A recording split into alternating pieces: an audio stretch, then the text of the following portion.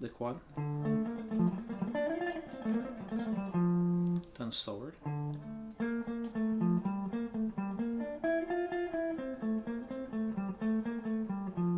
Lick 2,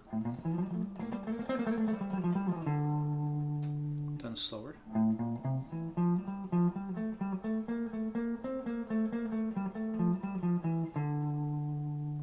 Okay, so those are the first couple licks I'm going to teach today. Here's the list, the tab for everything I'm going to be showing. So if you think of it like a language dictionary, you look up a word and then there's usually examples of how to use that word in a sentence. Why I just played on those first 2 lines is the sentences. So now I'm going to go in reverse and I'm going to pull out some of the smaller licks that comprise the bigger licks. And these will be the equivalent of your words. Now, the importance then is more the words, just like with a dictionary. The example of the sentence is less important. It's what you can learn from it. So you create your own sentences from having a big vocabulary of words and then learning how to piece them together. Each of these sentences, when I was preparing this, I actually broke down into about 10 different smaller licks. So see how many more licks you can create from these. So the first one I'm going to play is just the last 5 notes of that first lick. And then that can be played. If I'm looking at the pattern that's being played, if I keep it in key, sometimes it might be half step on that first one where I ascend, sometimes it might be a whole step, doesn't matter.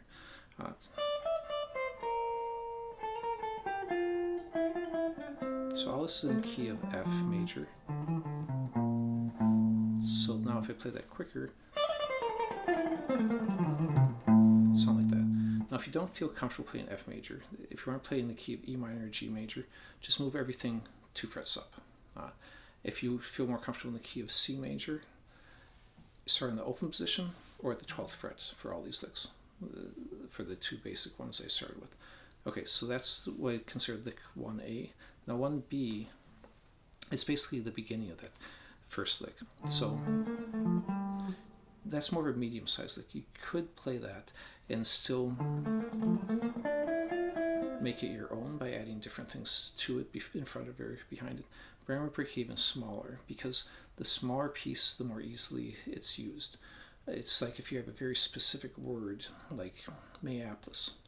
So I could say I live in Minneapolis, but there's not a lot of sentences I can use that word in. But if I have a very generic word like and or the, I can use it all the time. So the smaller, simpler ideas are what you can use a lot of, though you want a combination of both. So I'm just going to take this little slide. So basically moving to 1, 2, 3, 4, 5, 5th note up in the scale, and then slide to 6. Now it doesn't matter if I say in key. It doesn't matter if it's a flat 5 or a flat 6 or a major 6. It's more the pattern. So don't get caught up in the fact that it's going to actually change in each position I put it in. And then realize that once I play that, you can do a scale run ascending or descending. You can do like I did and go to arpeggio. So it's up to you to make it your own. Now the second half of that is a very simple piece. Just I'm going, if I consider this the first note of this run, I'm going descending to a second note. I skip the third one, play the fourth one, and then come back for the third one.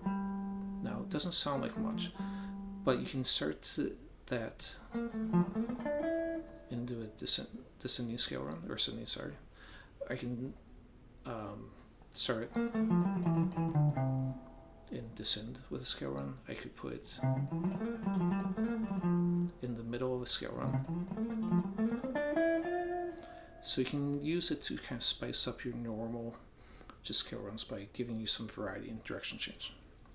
Now, the next ones I'm going to pull are from the second lick. So first I'm going to do that, the very first 6 notes. That's a shift I kind of like. I'm basically playing 3 notes, then moving up to the 5th, and playing 3 notes from that. So I'm skipping the 4.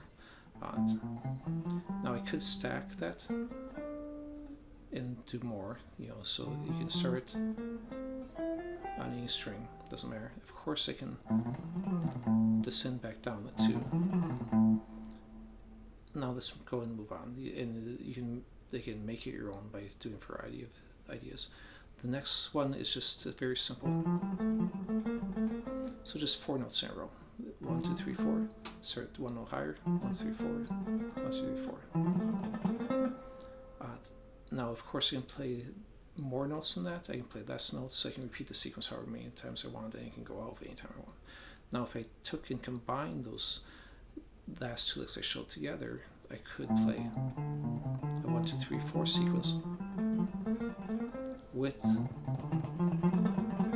the shifting positions. So again, recombine them, make them your own. And the last one I'm going to show for this is, so this is kind of another medium length lick. You could definitely break this down into smaller licks. But like this is kind of, sometimes you want a little bit larger licks, and you can then combine them together again and create a longer run from it. And again, make it your own. So learn the larger licks, but then pull out medium and smaller pieces and make those your own with changing them and combining them. That'll be all for this time. Thanks for watching.